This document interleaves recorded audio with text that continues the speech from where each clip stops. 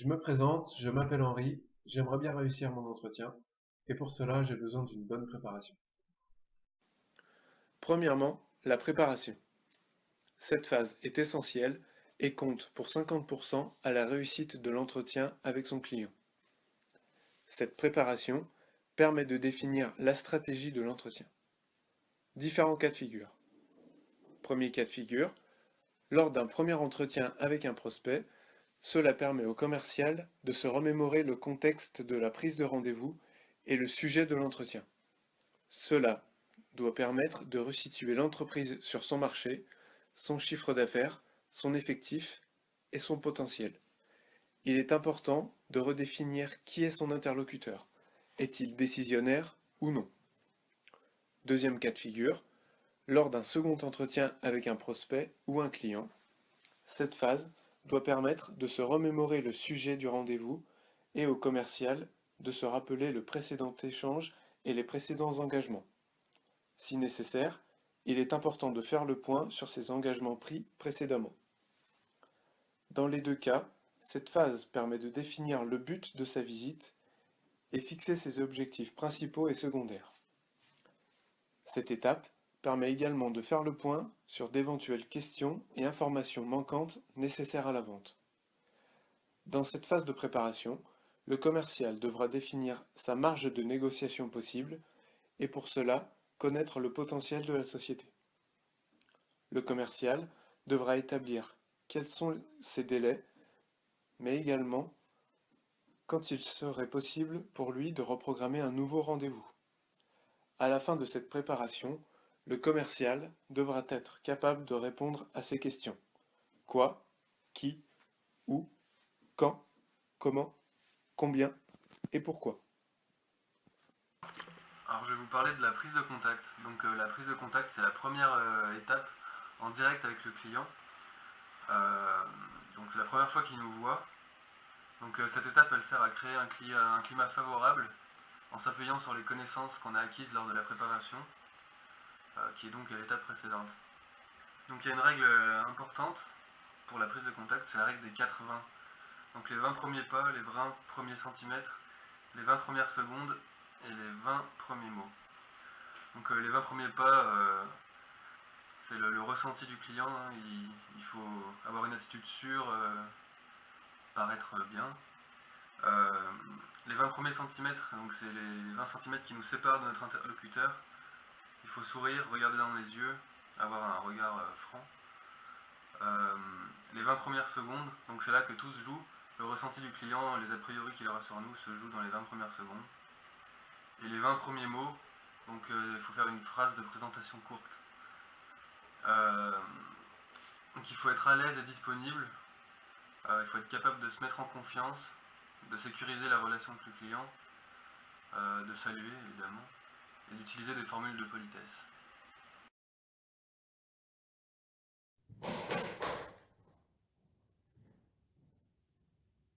Madame Keller? Oui, bonjour. Oui, bonjour, Brendan de la pépinière Red Donovan. Ah oui, tout à fait. On avait rendez-vous? Exactement. Je vous attendais. Je vous en prie, prenez place. D'accord, merci bien. Asseyez-vous. Merci. En tout cas, vous avez un très joli jardin. Eh bien, écoutez, merci.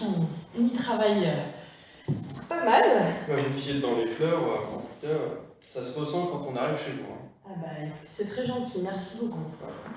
Donc, on avait bien à peu près 25 minutes. Oui, et 15 heures, tout à fait, jusqu'à 15h30 même, ça devrait être D'accord. trop bon. Donc après, on avait vu au téléphone que vous aviez de nouveaux besoins. On va essayer d'adapter un petit peu ça. Vous avez déjà des notions un petit peu? Oui, oui, oui, on a déjà j'ai déjà des notions, tout à fait. Alors après, c'est vrai qu'on a un nouveau segment de clientèle qu'on aimerait cibler. D'accord. Et donc c'est pour ça que j'ai accepté de vous voir aujourd'hui pour discuter un petit peu de tout ça et voir ce que vous pouvez nous proposer. D'accord. La découverte du besoin. Imposer les règles du jeu en posant des questions. La phase de découverte doit être bien orchestrée. Les premières secondes de l'entretien sont essentielles et gardez votre leadership. Ne jamais présumer, ni deviner à l'avance, ni savoir. Tout peut changer dans une négociation. Recherchez les enjeux derrière les besoins. Quand votre prospect vous explique un besoin sous un angle un peu technique, pensez à vous intéresser aux enjeux qui sont cachés derrière et qui sont à l'origine de ce besoin. Le besoin, c'est 20% du travail de découverte. Découvrir les autres dimensions. Par exemple, pour les centres d'achat, qui décide, qui influence, qui dit oui et qui dit non. Pour le budget, comment vont-ils financer votre investissement? Pour la concurrence, osez qualifier et proposer des questions. En dehors de votre solution, quelles sont les alternatives? Préparez-vous. Être organisé pour ne rien oublier. Listez les interrogations, les éléments qui vous manquent et écrivez les questions. La découverte du besoin prend en compte le comportement non verbal. Le discours explicite, qui est le dit et la raison, ne compte que 10%. Sachant que les discours implicites, qui est le non-dit et le sous-entendu, comptent 90%. Il y a une règle aussi à respecter, qui est 10% de silence, 30% de temps de parole pour le vendeur et 60% pour le client. La compréhension découverte, phase de reformulation des besoins. Cette phase vise à s'assurer que le vendeur a bien compris les besoins de l'acheteur. Elle intervient durant le questionnement et à la fin de la phase de découverte afin de faire le point sur l'offre du vendeur. S'apprête à proposer à l'acheteur. Donc savoir-faire, montrer que le vendeur a compris les besoins de l'acheteur potentiel. En 2, fonction technique, faire une proposition préalable et informelle d'offres adaptées. Et en 3, savoir-être, s'effacer devant le client, ne pas s'imposer ses choix, utiliser les propres mots ou expressions du client potentiel. Donc voilà, déjà je vous remets ma carte de visite. Oui. On aurait besoin par après si vous voulez communiquer par mail ou notamment me recontacter par téléphone. Très bien. Donc pour l'instant, on avait vu justement ensemble, c'était pour une découverte d'un nouveau secteur. Oui, tout à fait, c'est ça. Donc, Vous parlez de secteur, vous parlez de quoi justement? Donc en fait, je parle surtout d'un nouveau type de clientèle. On va dire, on a eu ces derniers temps pas mal de demandes concernant les cactus, bien sûr, mais plus précisément en fait les cactus nains. D'accord. Donc les cactus nains pour une clientèle un peu plus jeune et surtout une clientèle qui serait plus citadine, donc avec des espaces de vie qui sont plus restreints que des maisons plutôt en campagne. Tout ce qui va être appartement, studio. Voilà, tout à fait, appartement, studio, et donc des cactus donc, qui seraient de plus petite taille, qui seraient faciles à entretenir. À entretenir, exactement. Donc voilà, voilà à peu près ce qu'on recherche donc pour ces clients. D'accord. Actuellement, votre zone de chalandise autour de votre magasin, Oui. c'est à peu près combien de kilomètres? Justement pour cibler un petit peu. Alors, notre zone de chalandise serait à peu près de 30 à 45 km en ce moment autour du magasin. D'accord. Vous êtes plutôt au nord de Lyon? Au nord de Lyon. D'accord, tout à fait. Donc, on rentre parfaitement dans Lyon, en fait, vu qu'on est à moins de 30 km. Donc, on peut potentiellement toucher l'urbanisme de Lyon. D'accord, très bien. Donc là, vous m'avez dit, du coup, vous cherchez plutôt des cactus nains. Oui, des cactus nains qui seraient faciles d'entretien. Voilà. D'accord, pour une clientèle plutôt jeune et citadine de préférence. Voilà. Donc après, tout ce qui va être aussi en appartement, studio, à peu près 30 à 50 km autour de chez vous. C'est exactement ça, tout à fait. Vous avez compris donc, les besoins que nous avons actuellement. L'argumentation et la solution.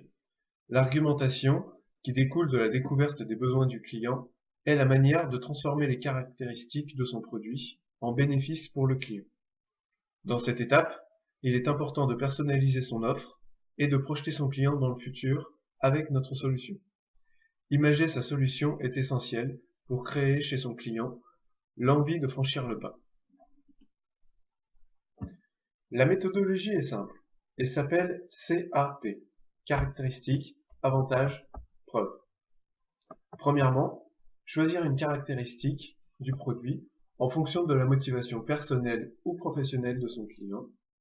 Cette caractéristique peut être le prix, la marque, la composition, le fonctionnement ou un détail technique.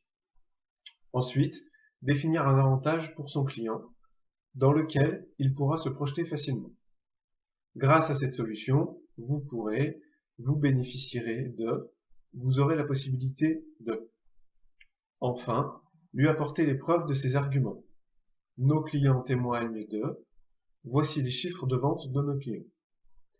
Cette méthodologie simple doit toujours être en adéquation avec le profil psychologique de son interlocuteur selon la méthode Picasso et ses motivations d'achat découvertes selon la méthode Soncas.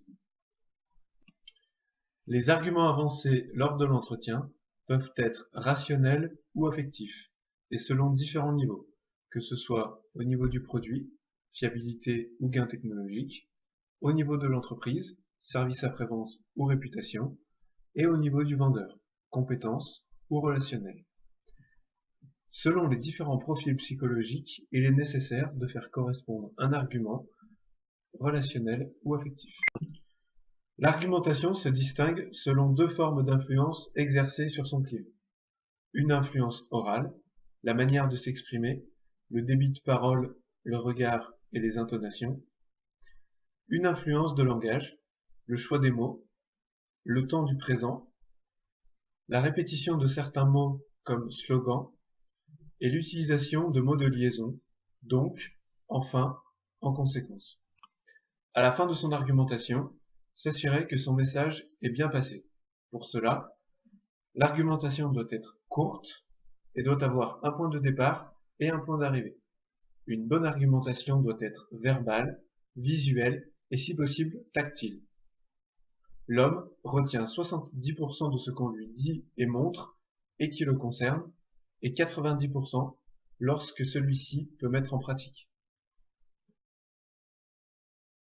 Donc nous allons passer à l'étape de l'accord et de la validation de la solution et du client. Pour cette étape, on doit passer par le traitement des objections.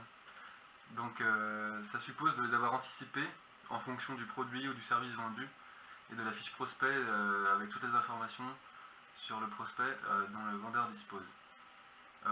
Ensuite, il faut identifier le type d'objection, donc les non sincères, les sincères mais non fondées, les sincères et fondées.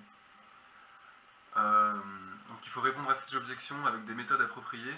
Il ne faut pas forcer le client, il ne faut pas aller trop vite, il ne faut pas nier les objections, ne pas être agressif et ne pas saouler le client avec des arguments multiples et variés. Il faut savoir être à l'écoute, être empathique pour laisser l'acheteur s'exprimer. Donc quand le client nous impose une objection, il faut d'abord chercher à la comprendre.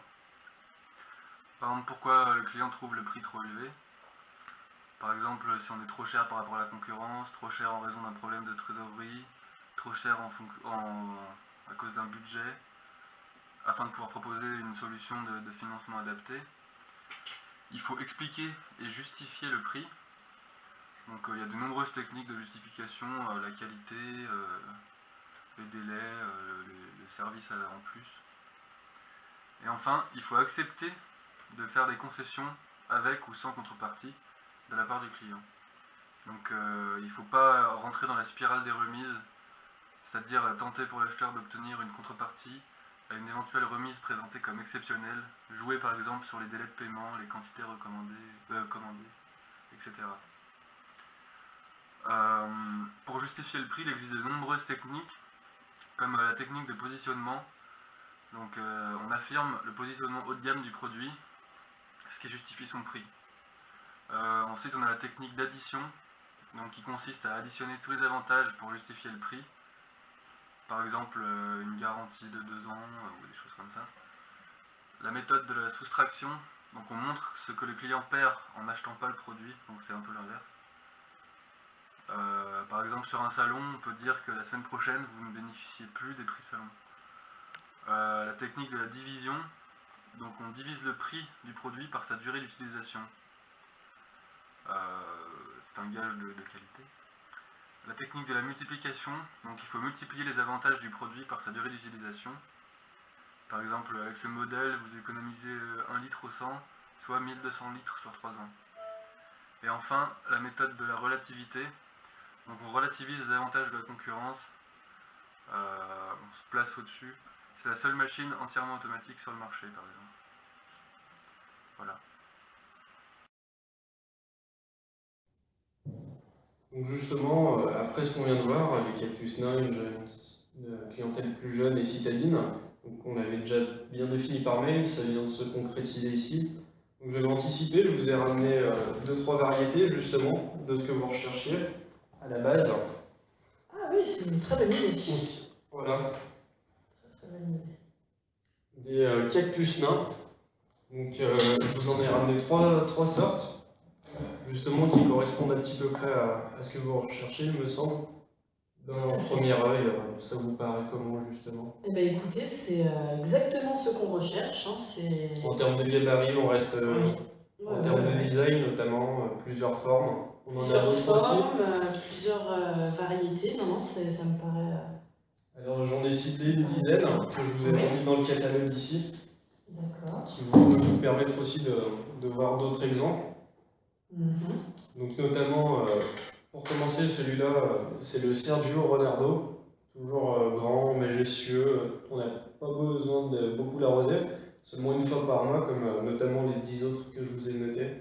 D'accord. Donc ensuite, on peut passer sur un modèle un petit peu plus touffu, un petit peu plus funny, sur Brigitus plantinus, un modèle un peu plus fun, plus plat, avec moins d'épines, mais toujours autant de rigueur dans la beauté et dans l'odorat. Et enfin, le Fabulus expellicante, très très résistant, notamment on peut le retrouver au Mexique, sous des chaleurs à plus de 50 degrés. D'accord, donc en fait, ils vont bien s'adapter à une vie en appartement. Oui, une vie en appartement, donc après, comme je vous ai dit, ils supportent la chaleur, le soleil, le noir, toutes les conditions un petit peu à l'extrême. Justement, on entretient très peu d'eau, très peu régulièrement, donc une fois par mois, je vous ai dit, environ un verre d'eau, ça suffit. Leur taille, ils vont pas grandir, là c'est une taille adulte. Et en termes d'entretien, il n'y en a pas parce que c'est très peu de développement, justement, dû à la rigueur un petit peu du climat. Donc pour l'instant, pas de développement. D'accord. Donc justement, est-ce que vous souhaitez compléter votre recherche dans le catalogue? Je peux vous le laisser en exemplaire? Oui, À ce avec moment-là, plaisir. regardez déjà ce qu'on peut faire. Tout à fait, je veux bien garder le catalogue, comme ça je peux étudier un petit peu toutes les variétés que vous m'avez proposées. D'accord. Parfait. Donc à ce moment-là, ce qu'on peut proposer aussi en annexe, notamment avec la fourniture du plan, du jeune pied, on peut vous fournir le pot aussi en termes de design. On fait tout ce qui est potelage. Donc, notamment tout ce qui est mise en godet, de pots en céramique, en ferraille, de différentes couleurs, très fashion. On a ça sur notre site internet qui est aussi sur ma carte de visite. Justement, vous pouvez visualiser et personnaliser vos pots, justement par rapport à la demande de vos clients. Je pense que ça peut être un argument un petit peu plus funny. Aujourd'hui, sur notamment toutes les voitures, on est sur la personnalisation. On peut rentrer aussi dans ce domaine-là, dans un modèle un peu plus citadin. Oui, tout à fait. Alors après, bon, on n'a pas énormément de demandes de ce côté-là. D'accord. Donc, ce serait à voir avec mes collaborateurs si on peut, si on propose également la vente de pots. C'est vrai qu'ils sont très jolis, mais je ne sais pas si notre clientèle actuelle serait donc on va rester intéressée. Mais pourquoi pas? Après, on peut en discuter, tout à fait. D'accord. Donc à ce moment-là, on va peut-être plus se concentrer sur les variétés. Oui, dans un premier temps. Les trois. Dans un premier temps, alors les valider peut-être pas tout de suite, il faut d'abord que j'étudie un petit peu toutes les... D'accord, une prise de recul, je peux vous les Voilà. laisser justement. Ah Bah oui, écoutez, avec plaisir, En oui. discuter avec vos collègues, les manipuler, Voilà. regarder, comparer aussi, notamment, C'est ça, parce qu'il y a tout à les fiches fait. descriptives et toute leur arborescence et les conditions dans lesquelles elles peuvent vivre, des petites fiches explicatives justement qu'on fournit avec, pour expliquer notamment au client final comment entretenir sa plante, où elle habite, un peu la carte d'identité finalement de ce produit. Ouais, de la plante.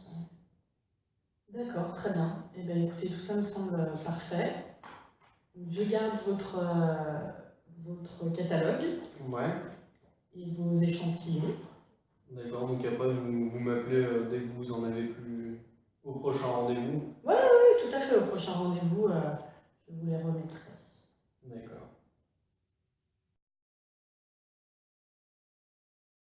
La conclusion. Observez les signaux d'achat, par exemple. Puis-je échelonner mes règlements? Tout est-il bien compris dans mon contrat? À supposer que je prenne, est-ce que tout ça, ce sont des signaux d'achat qui sont très importants pour la suite de votre conclusion? Il y a 4 sortes de clients. Le client réfractaire, qui lui parle au conditionnel et qui a besoin de réflexion. Le client indécis, qui a besoin de réflexion aussi, mais qui aime bien se faire désirer, et qui parle au conditionnel et qui veut toujours plus. Il y a le client favorable qui est direct. Lui, il sait ce qu'il veut. Et le client défavorable, enfin non favorable, qui lui veut des efforts, des excuses. Il y a plusieurs sortes de conclusions. Par exemple, il y a la conclusion directe. Donc, la vente est quasi conclue. Donc, il faut sortir la proposition de vente, le contrat, le bon de commande, le plus tôt possible pour habituer son interlocuteur. La conclusion conditionnelle, qui est généralement à la suite d'une objection. Par exemple, quels sont vos délais de livraison? C'est déjà un pas à l'avant pour la vente. Après, il y a la conclusion de réflexion. C'est une méthode à utiliser lorsque votre client vous dit « je vais réfléchir ». Et là, dans ce cas-là, vous lui répondez « vous avez totalement raison, il faut de l'empathie. C'est en effet important, justement. Il faut le réconforter. » Il y a aussi la conclusion que le client se fait désirer. C'est-à-dire que c'est priver le client de la possession du produit ou du service et attendre que le client ait le besoin. Il y a aussi la conclusion du plus. Là, c'est vous garder vraiment un argument très important tout au long de votre négociation. C'est l'argument qui sera le déclic, c'est vraiment ce qui vous reste à lui dire pour le pousser à l'achat. Donc, sortez-le, mieux vaut tard que jamais. Il y a aussi la conclusion de l'excuse, c'est-à-dire que le vendeur doit s'excuser de ne pas répondre totalement aux besoins du client, parce que si le client ne répond pas vraiment enfin, le client ne veut pas vraiment signer de suite, c'est qu'il a un frein dans sa motivation.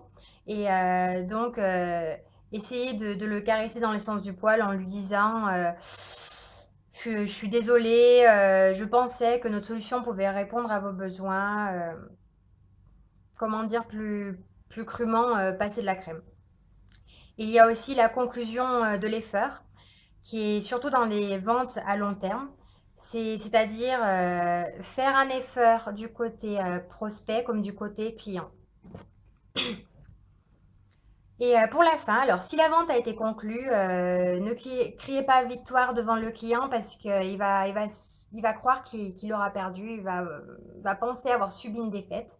Rassurez le client de son choix, dites-lui qu'il a bien fait, félicitez-le et parlez toujours des avantages de votre produit pour vraiment finir la négociation.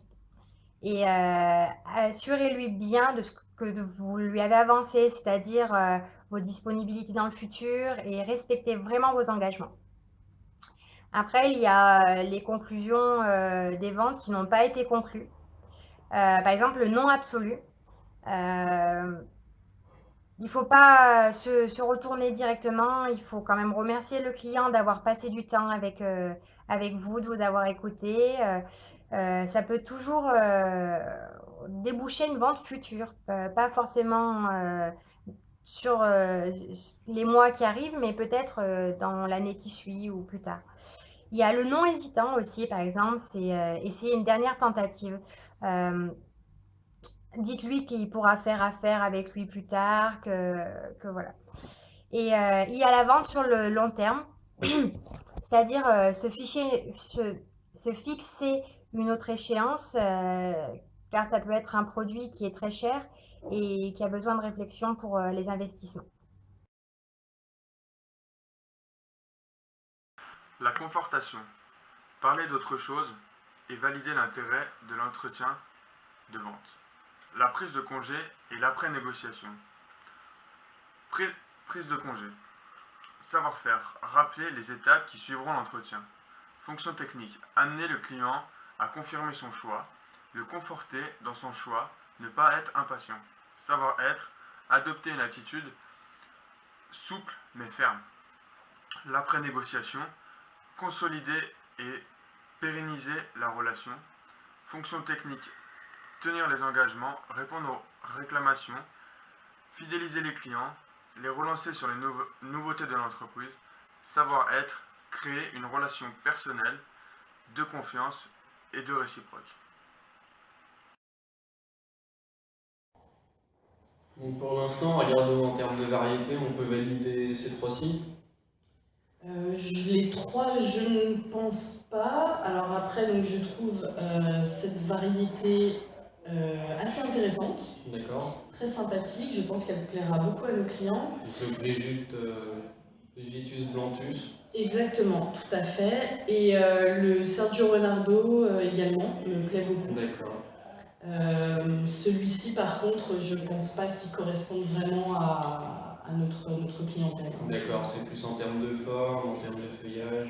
Oui, tout à fait. C'est la forme, de façon un peu arrondie. Je pense pas que ça passe vraiment. D'accord. Oui, tout à fait.